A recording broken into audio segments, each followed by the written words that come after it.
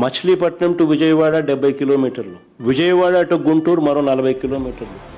మచిలీపట్నంలో మేము కడతా ఉన్న పోర్టు, మా హయాంలో పోర్టుకు శ్రీకారం చుట్టాం, పనులు మొదలుపెట్టాం, పర్మిషన్లు తెచ్చాం, ల్యాండ్ ఇచ్చాం, ల్యాండ్ కొనుగోలు చేసినాం, ఫైనాన్షియల్ క్లోజర్ కంప్లీట్ చేసినాం, ఎవరితో ప్రమేయం లేకుండా దానికి డబ్బులు వచ్చేట్టుగా ఏర్పాట్లు చేశాం.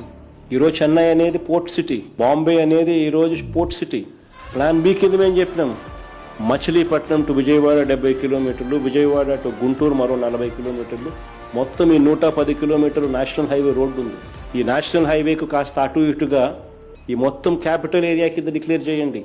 మచిలీపట్నం నుంచి ఎంఏ తీసుకోండి, విజయవాడ నుంచి విఐ తీసుకోండి, గుంటూరు నుంచి జియుఎన్ తీసుకోండి, మావి గన్ అని పేరు పెట్టండి. మచిలీపట్నం, విజయవాడ, గుంటూరు, మా వి గన్. సరే, గన్ అంటే బాగుండదు నీకు, అది జగన్ అనేది గుర్తుకొస్తుంది లేననుకుంటే సరే వేరే పేరు పెట్టండి. బ్రహ్మాండమైన 110 కిలోమీటర్లు క్యాపిటల్ ఏరియాని డిక్లేర్ చేయండి కారిడార్ కింద. కనీసము ప్లాన్ బి అన్న కనీసం పిక్చర్లోకి వస్తే అట్లీస్ట్ నువ్వు పెట్టే 2 లక్షల కోట్ల రూపాయలు ఈ రాజధాని ప్రాంతంలో అది అయ్యేది కాదు, చచ్చేది కాదు.